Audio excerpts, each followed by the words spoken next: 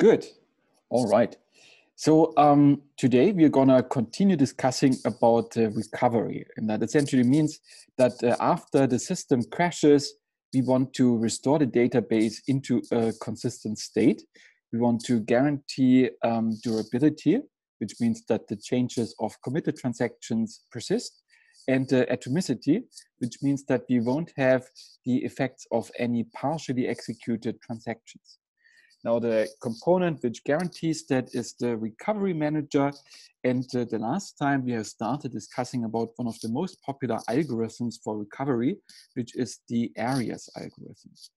And in the following, we're going to discuss this algorithm in detail. It has quite a few moving parts, so it will take a little bit of time.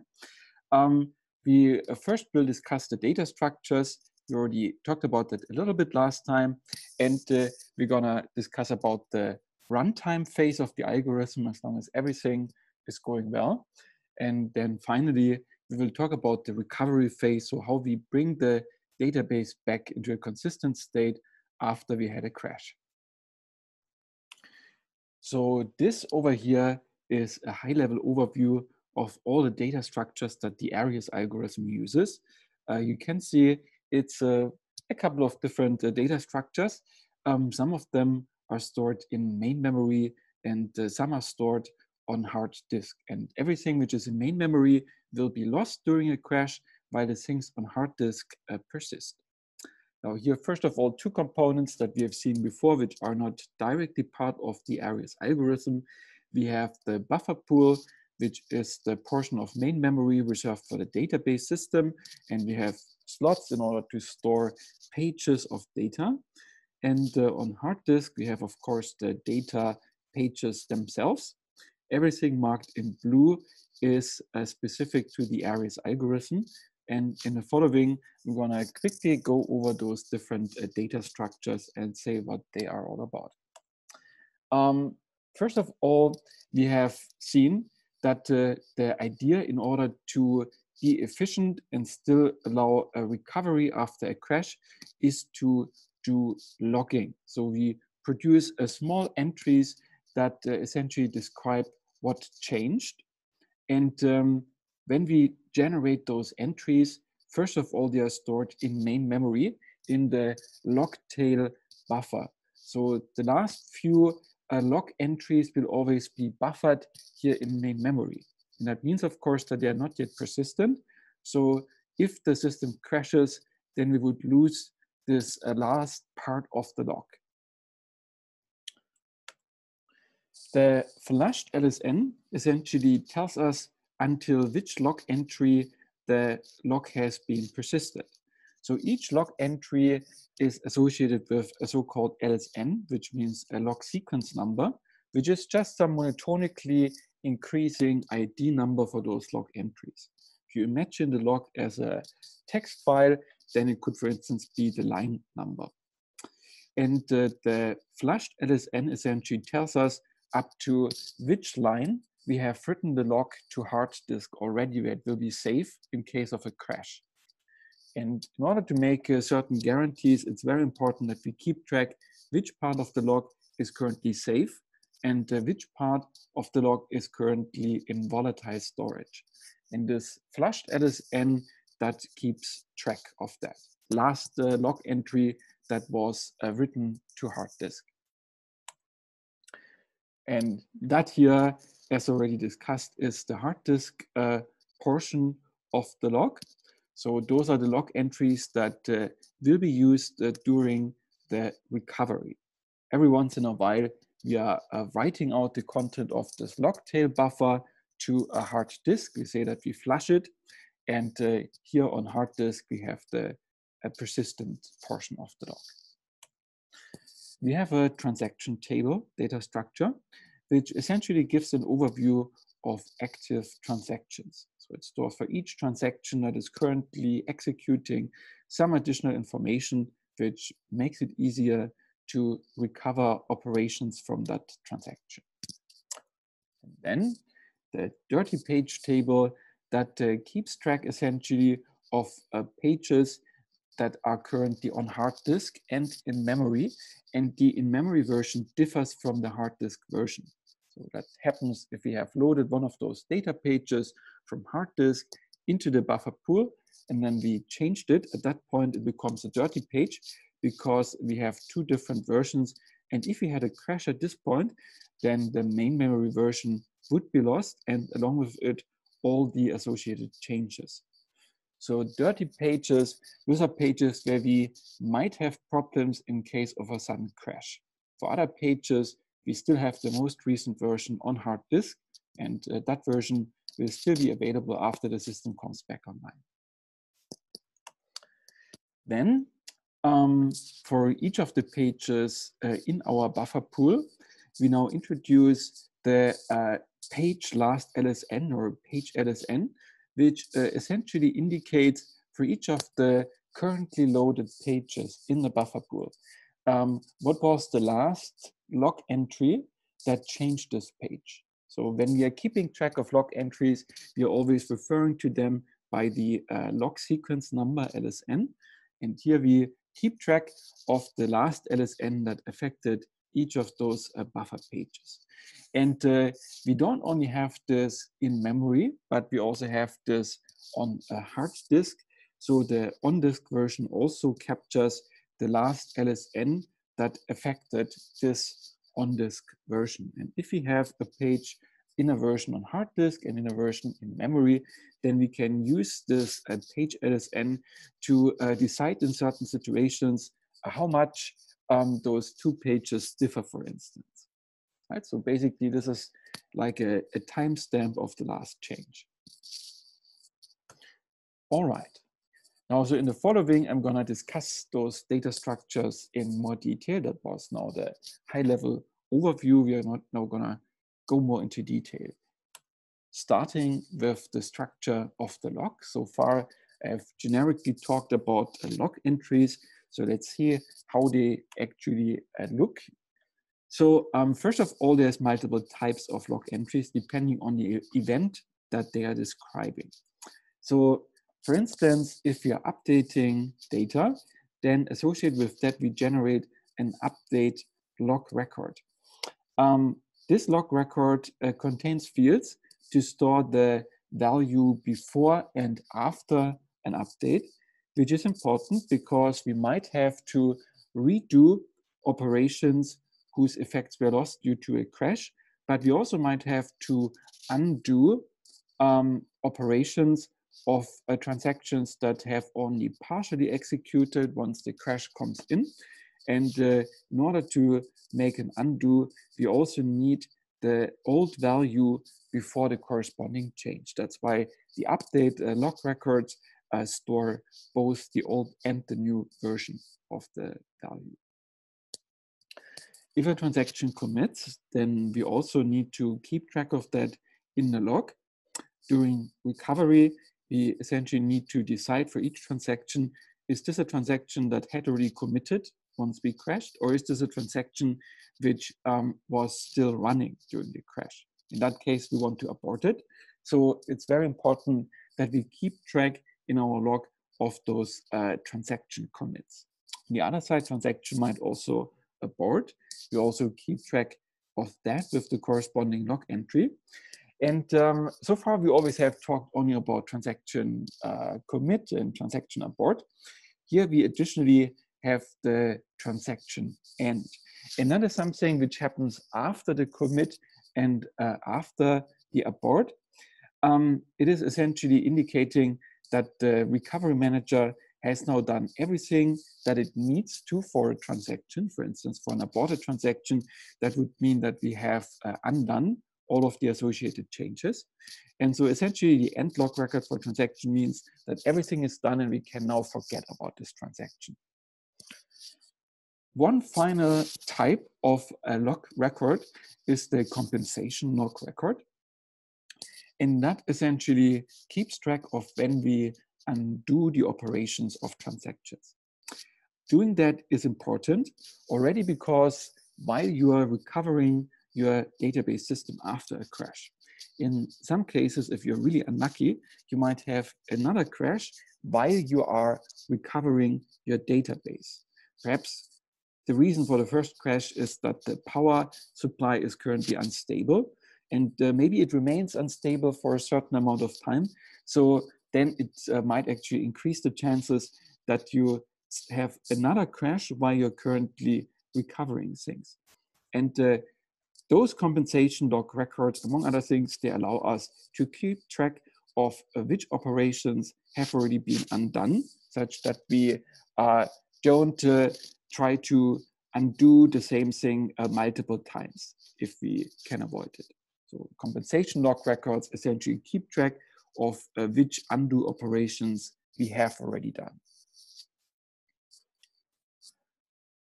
Now, the structure of a generic log entry, and that applies to all of those different types of log entries that we have seen.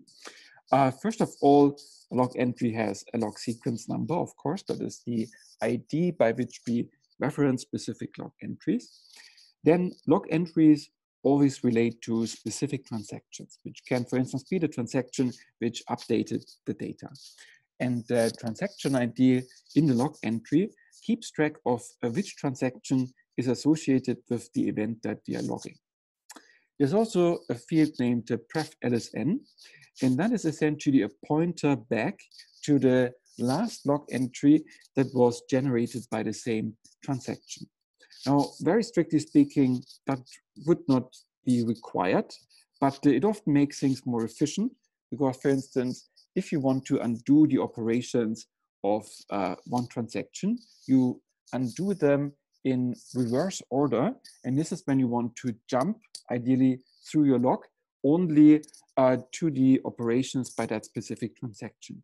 And this pref LSN field essentially allows you to do that. So this is for efficiency reasons. And then, of course, since we have seen there's multiple types of log entries, we need to keep track of which type we currently have. So we have also a field in order to store the type of the log entry. Specifically for update log records, there is a couple of additional fields. If we have an update, it always refers to specific bytes on a specific page. So in that log entry, we additionally store the page ID to which the update refers. The length indicates how many bytes were changed, and we assume it's consecutive bytes for one specific log entry. An offset indicating what was the first byte that we changed on the page. And then, as discussed, we need the before image and the after image, which means essentially the value before and after the update, such that we can redo the operations or undo the operation if we need to. So that was the log. The flushed LSN is relatively quick to explain. It essentially just indicates up to which log sequence number we have already written log entries to hard disk. And there's a little reminder, we have started last time the recovery chapter by discussing about write-ahead logging. And that generally means that we follow two rules when we do logging. Before a transaction commits, we write all the log entries about a transaction to permanent to persistent storage. And before we write some page from our buffer pool to hard disk, which might contain changes by transactions that are currently not committed yet. Whenever we do that, we first should write to hard disk all the log entries which concern the page that we are about to write to hard disk. And the flushed LSN essentially allows us to keep track whether those two conditions are satisfied. And if they're not satisfied, then we can react by writing more log entries from volatile storage to hard disk. So first of all, we need to persist log entries that refer to a transaction before the transaction commits. And we can test that by looking whether the flushed LSN is greater or equal to the last LSN of the corresponding transaction. The last LSN of that transaction, which is stored in the transaction table that I'm gonna discuss in more detail in a minute, indicates essentially the last log entry generated by that transaction. And if flashed LSN is at least as large as that last log entry, we know that all log entries related to the transaction must have been written to hard disk. Now, the other rule refers to the case where we write one data page from our buffer pool onto hard disk. And for those pages, we store the page LSN, which was essentially the last log entry that affected the page.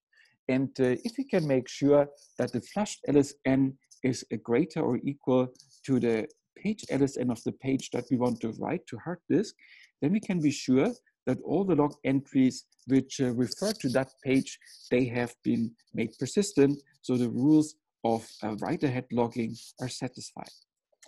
There might be a question in the chats.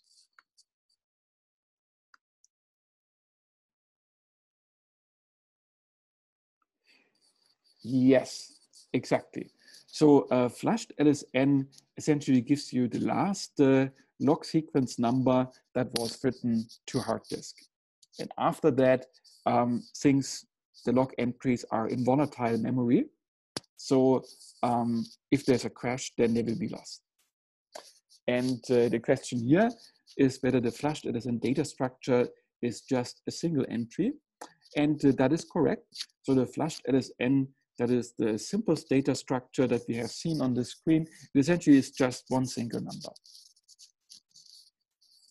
Very good question.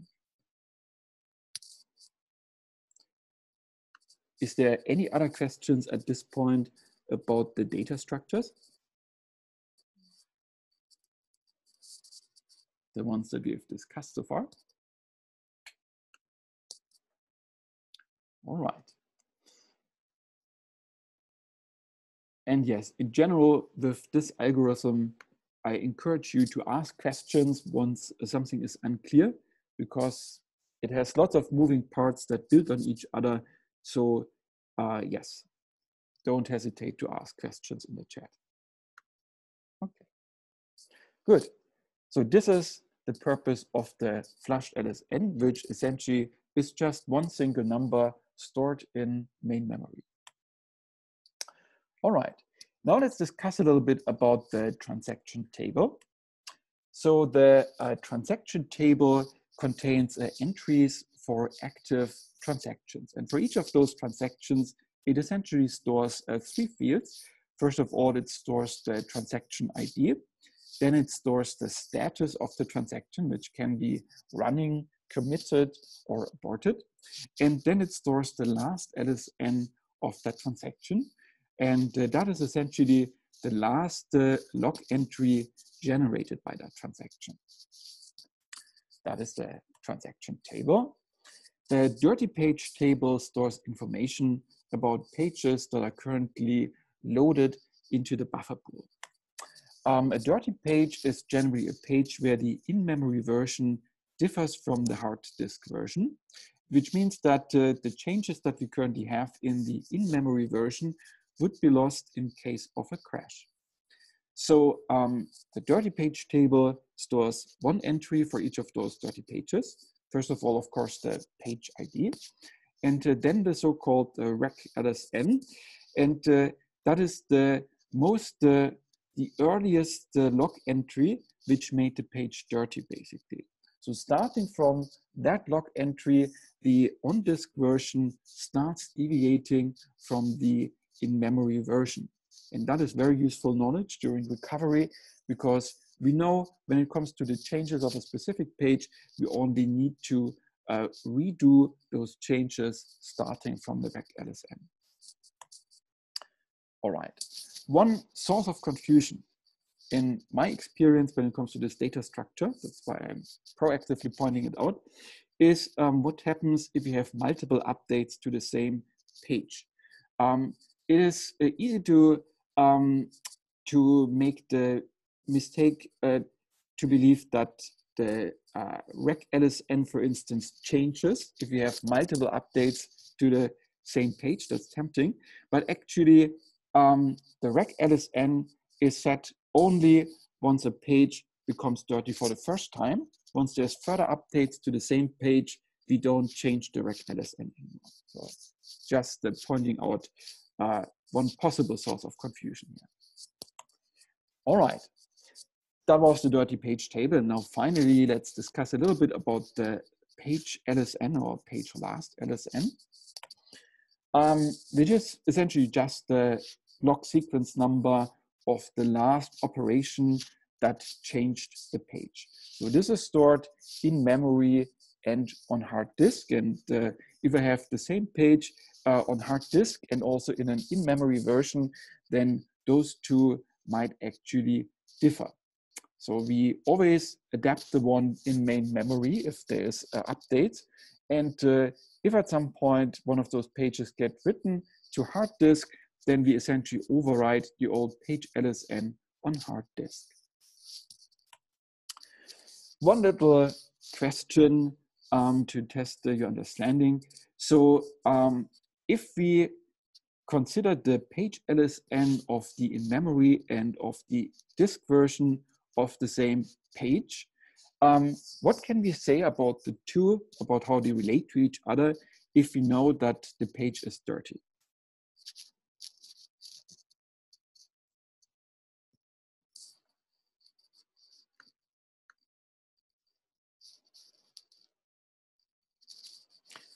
Exactly. So the last LSN for the page in memory will be strictly greater than the last LSN or page LSN of the corresponding disk page. Exactly. Yeah. Good. So now we have discussed all the data structures of the ARIES algorithm. In the following, we're going to discuss about how they are updated. So I'm quickly changing my slide deck here. Let me know if there's any questions so far.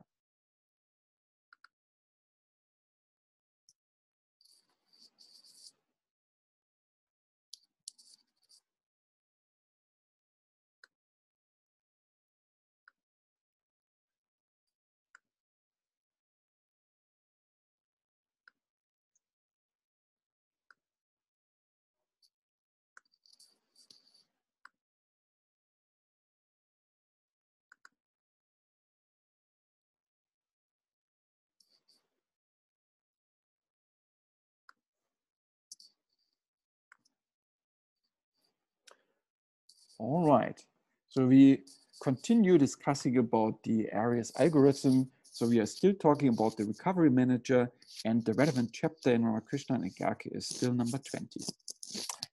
So we have discussed about the data structures of the ARIES algorithm. Now in the following, we're going to discuss about the runtime behavior. So we're going to discuss about how we update those data structures under normal conditions until there is a crash. And once we have a crash, then we enter the last phase, which we will discuss later, which is when the ARIES algorithm uses the log in order to recover the database. All right, so those are the data structures that we have seen. And now in the following, we're going to discuss about how they are being updated, starting with the transaction table. So the transaction table keeps track of which transactions are currently active and when they have last generated any log entries. So we have 4 possible scenarios when it comes to the transaction table. So on the left side, you see an event, and on the right side, you see how we need to update the transaction table in case of that event. So first of all, it might happen that a transaction updates data. So in that case, we simply have to update the last LSN of the corresponding transaction. And as a little reminder, the last LSN essentially is the last log entry generated by one specific transaction. If a transaction commits, then we have to update the status of the transaction to committed. And similarly, we have to register if a transaction aborts in the transaction table. if a transaction ends, it essentially means that we have done all the cleanup we need to do for this transaction after the commit or after the abort. If that happens, at that point, we really consider the transaction as finished and we can remove it from the transaction table. So that is how we update the transaction table. All right. Now for the dirty page table, there is the scenario that a page changes. Then what we do is that we first of all check in the dirty page table whether the page is already in the table. If that is the case, we don't actually need to do anything because, as I quickly mentioned before, the rec LSN, which is the earliest time at which the page became dirty, that doesn't change in case of further updates. But if the page is not in the dirty page table, then we have to insert it, and we set its rec LSN to the current log sequence number, because this is when the page became dirty. The other side of it is a page gets written to hard disk. So a dirty page, by definition, was always a page where the in-memory version differs from the hard disk version. And if we write one of those pages back to hard disk, then essentially the current in-memory version overrides the on-disk version. And it means that now there is no difference anymore between the two. This is why we take out the corresponding page from the dirty page table. Now, for the page last LSN or page LSN here, we need to keep track of a data update. So whenever we have a data update, we update the page LSN in main memory. So important, we don't update the page LSN on hard disk. That would be bad for performance because we would have disk writes. Instead, we only update it in main memory. And then every once in a while, one of those in-memory pages overrides the disk version. And when that happens, the corresponding page LSN also overrides the on-disk page LSN, right? So those disk page LSNs, they're only updated whenever we write one of those pages in our buffer pool back to hard disk.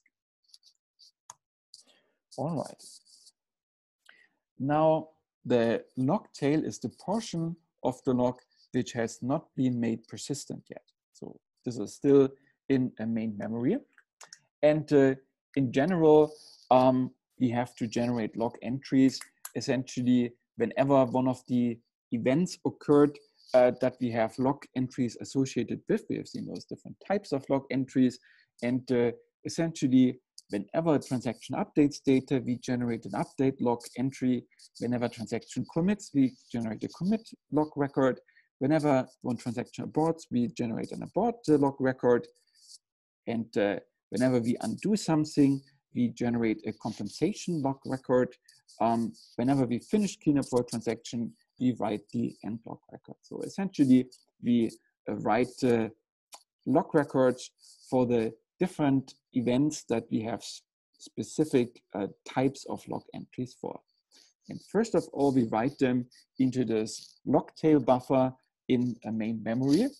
Every once in a while, that buffer gets written to hard disk. All right, so now finally, let's come to the hard disk version of the log. So here, generally, we need to follow the rules of write-ahead logging. So whenever a transaction commits, we need to make sure that we add to the log on hard disk all the log entries that relate to this transaction. And in order to proactively avoid another possible source of misunderstandings. So those log entries, they are generated in a sequence, and the log entries generated by different transactions, they might alternate. So if a transaction commits, we're not writing only the log entries to hard disk which connect to that specific transaction, but we just write sequentially all log entries up to the last log entry from the transaction to hard disk. So in passing, we will also make log entries from other transactions persistent once we do that. Also, before we write some of our in-memory pages to hard disk, we need to make sure that we have all required information in order to undo changes on that page later. So we require that all the log entries that relate to this page are made persistent on hard disk. All right. And yes, quickly, the flushed LSN. So in here there is pretty much only one scenario. If we write more log entries to hard disk, then we also have to update the flushed LSN accordingly and set it to the last log entry that was written to hard disk. All right, so this was an overview of how those different data structures are updated. Before I pass on to the recovery part, I'm gonna make a little example here. So what you see here again is the expanded version of those different data structures that we have seen. We have pages stored on hard disk. Currently our buffer pool is empty, and currently all of our data structures here are empty as well. So in the following, we're gonna simulate a couple of execution steps and see how those different data structures are updated by doing that. So first of all, we have a transaction 1, which updates page number 2. So when writing those log entries here in the examples, then of course, I'm not gonna try to represent the entire log entry, but I am focusing on the essentials. In the following, I'm gonna just report which transaction made the update and on which page the update occurred. But just so you know, of course, the real log entry would contain many more fields, as we have seen on one of the past slides. And this initial number, the 1 in this case, that is essentially the log sequence number, and as you will see, it will keep monotonically increasing. So here, transaction number 1 wants to update page number 2. That means, first of all, we need to load page number 2 from hard disk into main memory. It needs to come into our buffer pool. That is one of the changes. Let me just make this step and now explain what happened here. So you see here, first of all, as promised, page number 2 has been copied into the buffer pool in main memory. Now, what first thing that you see, the page LSN of the in-memory version of page number 2 has been updated to 1, because here we are processing log sequence number 1, first log entry, and it has affected page number 2. So we keep track of that, but also note that for the on-disk version of the page, which has not been changed yet, here we still have a page LSN of 0 because the newest changes are not yet reflected on the hard disk version. Also, we have to enter the transaction into our transaction table. So you see here, the first entry, we are noting down transaction 1 as running with a last LSN of 1. The last LSN is always the last log entry generated by this transaction, and that is number 1.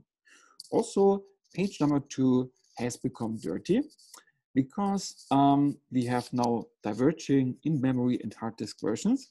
That is why we enter it into our dirty page table with the rec LSN, the most recent log entry making the page dirty, set to 1. All right?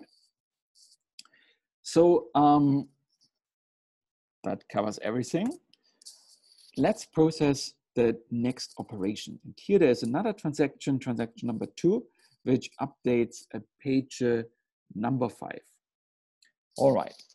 Maybe actually, before continuing, I give you a second to think about what you expect to happen in those different data structures, and perhaps somebody can make a little proposition in the chat. Does anyone have a proposition about how the different data structures change due to this entry?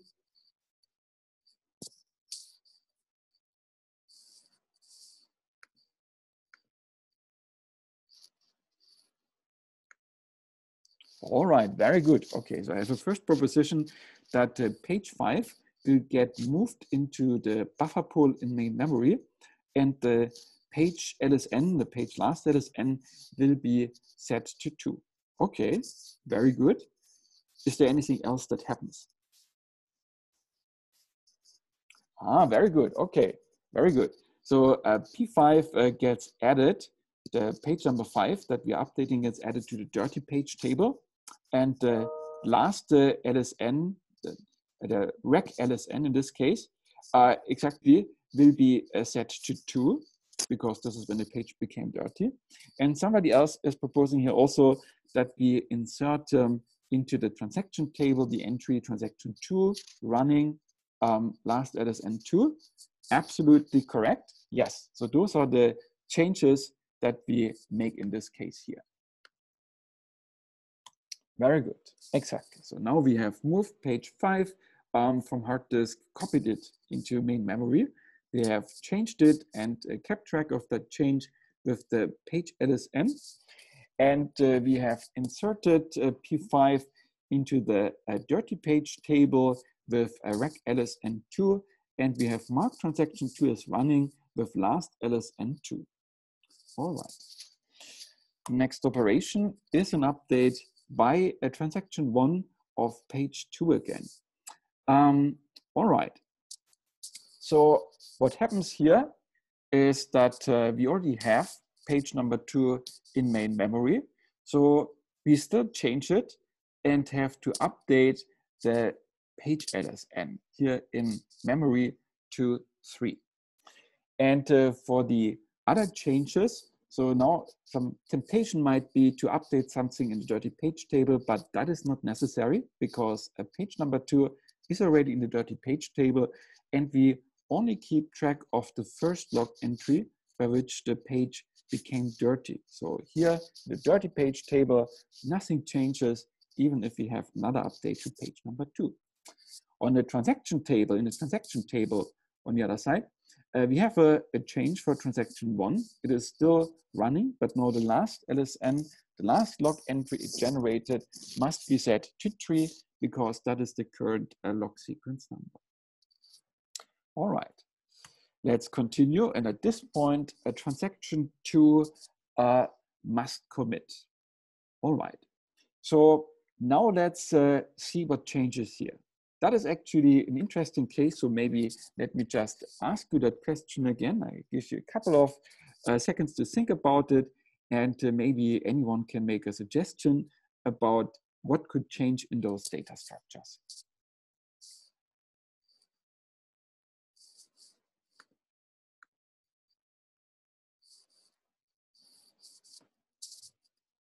If you think about the rules of write-ahead logging,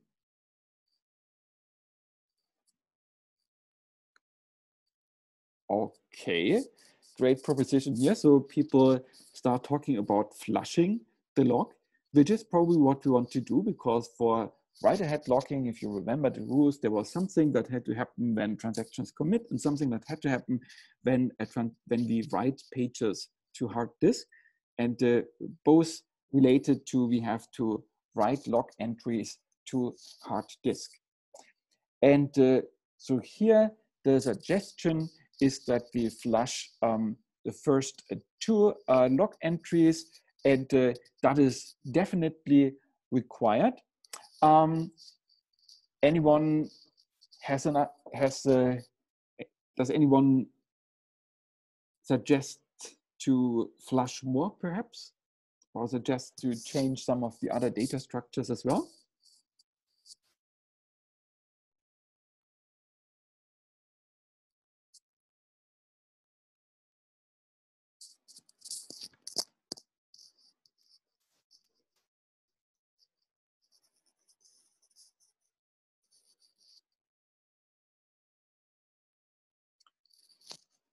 So when we come back online after the crash, we want to know which transactions have been running during the crash. So we will abort those transactions, and which transactions have already committed before the crash. So it's very important that we are aware which transactions have already committed before the crash.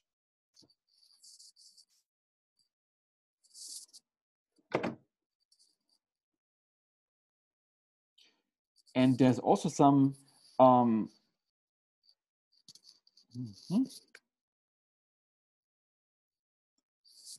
okay, the transaction table, yeah, it is updated with information about the commits.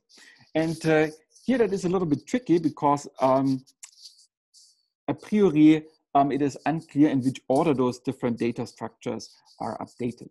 So for the what needs to happen for a commit, we generally said that the transaction needs that we need to write log entries to hard disk up to the last log entry of that transaction. So in this drawing here, right now I have only put the commit log entry, but I have not yet updated the associated data structures. So right now, transaction 2 is still set to a last LSN of 2, but now that we have just added this log entry, the last LSN would be updated to a 4, and then we would want to write all of the associated log entries to hard disk. And indeed, we have to update the last LSN of the transaction. We also have to update the status of the transaction.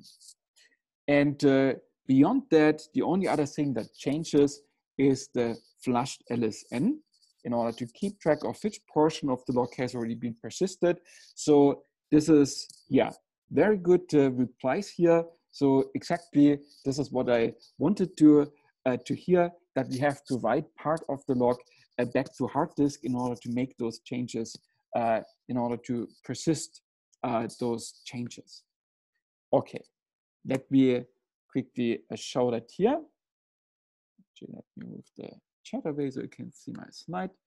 All right, so now we have already updated the transaction table, and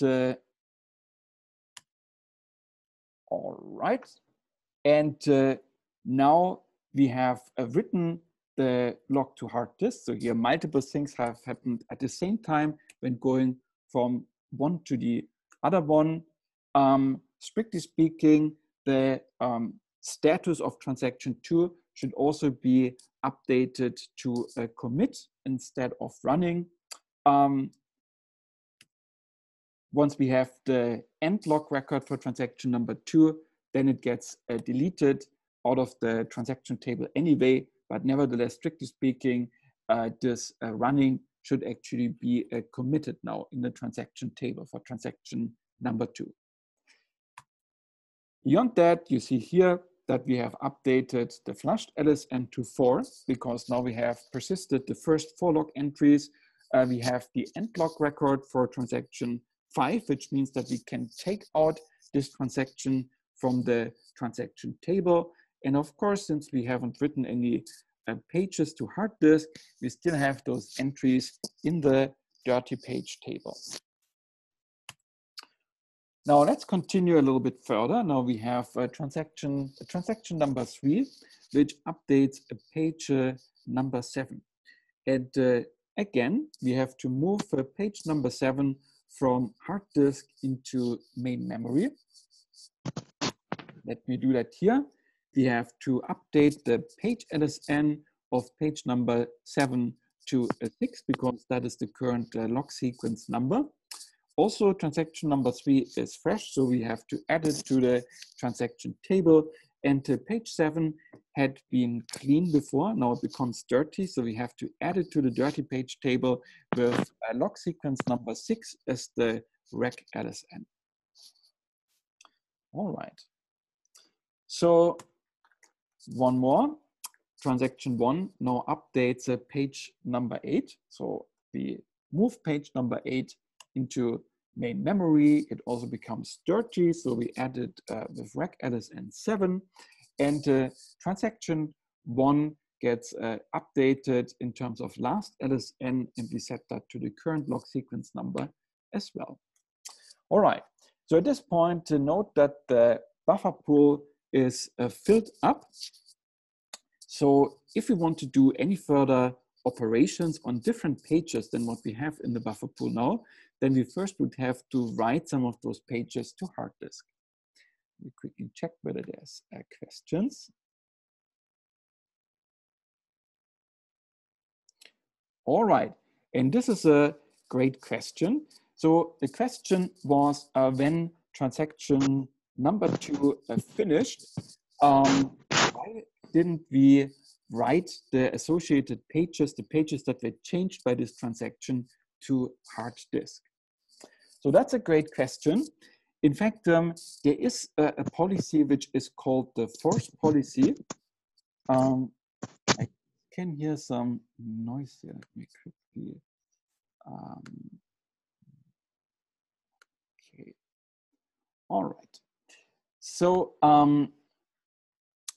the question was, if a transaction commits, why don't we write the pages that were changed by this transaction to hard disk? And there's indeed a policy which does exactly that.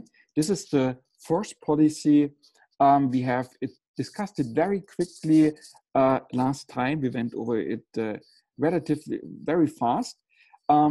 It essentially means that before a transaction commits, I write all the associated changes to hard disk. The problem with that is efficiency. Because if a transaction made lots of small changes on many different pages, then you would have to write all of those pages in their entirety to hard disk. So you would have many page write operations, and it would degrade, it would increase response time by quite a lot. So this is why people don't use it in practice because of performance reasons. The nice thing about logging is that the log essentially contains the same information. It also tells you which pages were changed and how they were changed. And it allows you to compress those changes into much fewer pages.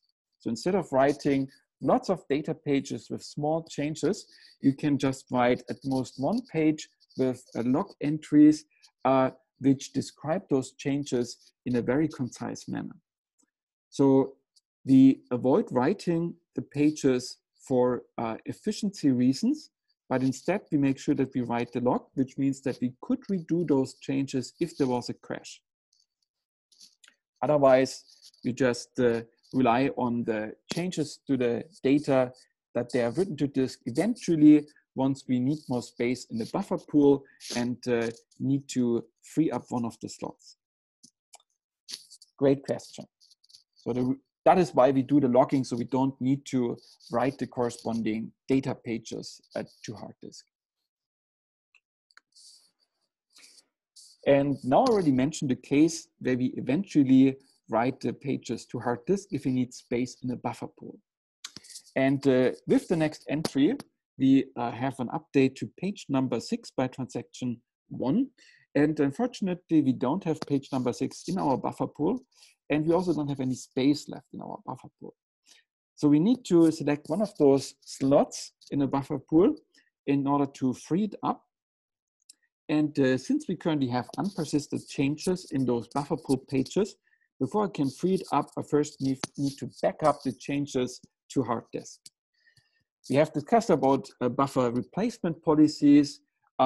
So in this case, let's just see that the buffer replacement policy selects the rightmost slot for replacement, this one over here. So what I need to do is that I write the content of this page back to a hard disk. And before I can do that, in order to follow the rules of write-ahead logging, I need to make sure that I persist all the log entries that affect the page number 8 to hard disk first. I need to do that if, for instance, the transaction that made the change to page number 8 later decides to abort, or if it is running and there's a crash, which means that we want to abort it by default, then I need to be able to undo those changes of the partially executed transaction that I'm now about to write to hard disk. And this is why I need to ensure that all the log entries that affected this page are written to hard disk first. And here, the page LSN of page 8 is 7. So I have to write all the log entries up to log entry 7 from the log tail to hard disk, and I have to update the flushed LSN.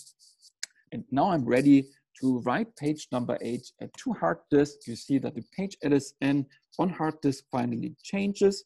And also now I want to take out the page number 8 from the dirty page table. All right, so that was a little example for the runtime phase. Next time, we're going to discuss about the recovery phase, which is invoked after the system comes back online after a crash. Have a nice day, and then I see you on Friday.